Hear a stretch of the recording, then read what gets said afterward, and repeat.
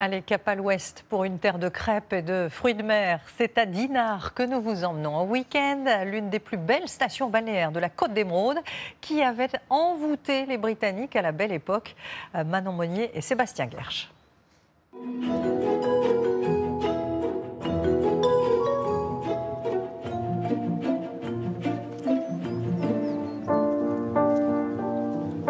Du bleu émeraude de la mer aux façades de la belle époque et de ses influences britanniques, Dinard est un petit bijou sur la côte bretonne.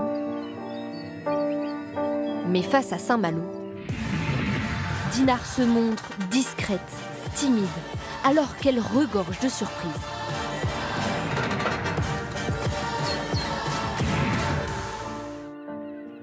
Notre voyage commence en bateau. On peut arriver en train ou en voiture à Saint-Malo et rejoindre Dinard par la mer en profitant de la vue. C'est le premier incontournable de notre week-end. Bonjour. Bonjour. Il me faudrait 2 tickets aller-retour. Comptez 10 € par personne l'aller-retour. Delphine se charge du reste. Une traversée qui donne déjà le ton de notre séjour, un peu hors du temps et au rythme de la mer. C'est beaucoup plus ludique, surtout notre fille voulait absolument faire du bateau, c'est très pratique. L'idée c'est de couper complètement et d'être dans un esprit nature et d'être complètement libre. Ça leur évite de prendre la voiture, de s'embêter avec les parkings. C'est des traversées qui sont assez courtes, mais on a le temps de passer un petit peu de temps avec les gens. En débarquant, on parcourt inévitablement le GR34, élu sentier de randonnée préféré des Français en 2018. À Dinard, le GR reprend le chemin du sentier des douaniers. À l'origine, ce sentier était emprunté par les douaniers qui surveillaient le littoral et l'arrivée des bateaux de contrebande. Contrebande de toutes sortes, d'alcool ou de drogue peut-être à l'époque, je ne sais pas, le sel. Ici, il y a des petites criques où on peut débarquer facilement, discrètement. Je pense que c'est pour ça. Les contrebandiers ne débarquaient pas dans les ports officiels. Donc les douaniers surveillaient tous ces espaces un petit peu sauvages. Avec son association, Patrice organise gratuitement des balades thématiques ouvertes au grand public. On passe au pied de magnifiques villas qui ont été faites aux alentours des années 1900, un peu avant, après, et qui ont toute une histoire. Vous avez la villa Les Roches-Brunes qui a été cédée par son propriétaire à la ville, qui a été rénovée.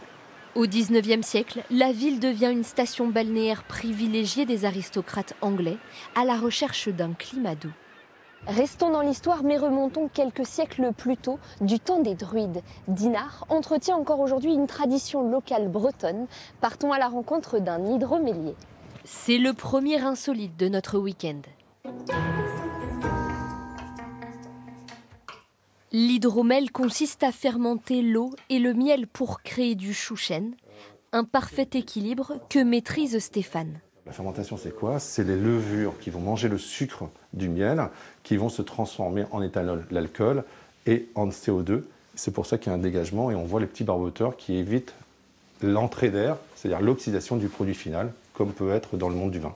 Les druides, ces prêtres celtes, auraient apporté cette recette de Grande-Bretagne. Stéphane est l'un des seuls dans la région à le produire de manière artisanale. La fermentation va durer à peu près 2 mois. Et ici, en fait, le chouchen va vieillir dans ces tonneaux tranquillement, plusieurs mois, voire plusieurs années, suivant les crus, de 18 mois jusqu'à 5 ans d'âge. C'est bon. Ouais. C'est pas mal, hein? C'est très bon. Ça sent la pomme. Et pourtant, il n'y a pas de pomme dedans. C'est une sacrée surprise. Ouais. Le chouchen que vous venez de goûter, moi, je le préconise énormément en apéritif d'abord. Accompagnement d'un petit melon, d'un petit jambon, c'est idéal. Conquis, nous rapportons une bouteille à la maison pour 14 €. Merci. Bonne journée. Au revoir. Au revoir. Il est maintenant temps de rejoindre notre logement, face à la mer bien sûr. C'est notre deuxième insolite. Bonjour Coralie. Bonjour Manon. On est dans le camping du Port-Blanc. Du Port-Blanc à Dinard. Ça c'est une petite cahute, donc en fait c'est apparenté à une tiny house. Tiny qui veut dire minuscule et house qui veut dire maison. Donc en fait c'est une petite maison. Et si ça te tente, eh bien, on va aller voir comment c'est à l'intérieur. Et ben voilà, rentre, sois la bienvenue. Super. Alors voilà la petite cabane de l'intérieur. Et puis juste au-dessus, en fait, on a la partie lit où tu vas pouvoir dormir. On a une petite échelle et en fait, on grimpe dessus. C'est le côté sympa, le côté cabane, le côté aventure. Voilà. La nuit nous coûtera 59 €. L'évasion promet d'être totale. Pour cette deuxième journée, nous avons rendez-vous pour une petite visite inattendue. Bienvenue à l'usine marémotrice de la Rance, donc un site unique en France et en Europe. On est la première usine marémotrice au monde. Près de Dinard, la Rance est une rivière maritime d'une très grande force. Sa puissance permet de générer de l'électricité. Juste derrière moi, là où vous voyez les tourbillons, eh bien ce sont les turbines. S'il y a des tourbillons, ça veut dire que nous sommes en train de produire de l'électricité. La visite gratuite se poursuit à l'intérieur de l'usine. On ouvre les turbines, chute d'eau côté Rance. La turbine tourne à 94 tours par minute. L'alternateur est entraîné, on produit de l'électricité. Ici, on comprend d'où elle vient, comment elle est faite, par qui.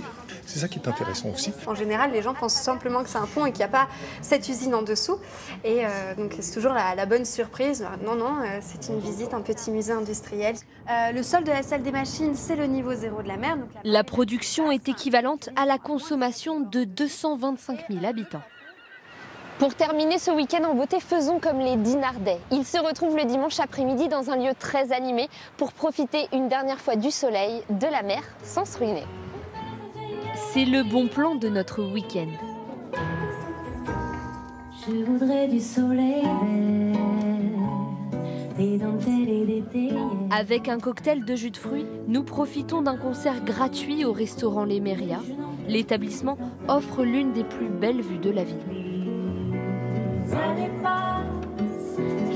C'est une forme de détente, le tea time du dimanche avec les gens qui viennent là vraiment pour se détendre en fin de week-end. On est heureux, voilà, tout va bien. Quand il y a des arcs-en-ciel, quand il y a des tempêtes, quand il y a du soleil, le coucher de soleil, alors là je le guette toujours des yeux à venir parce qu'ici il est merveilleux. On peut bien rire de moi, je ferai n'importe quoi si tu me le demandais. Élise et Nicolas nous transportent ailleurs, encore pour quelques heures, jusqu'au coup de grâce du soleil, sur l'une des villes les plus élégantes de la côte bretonne.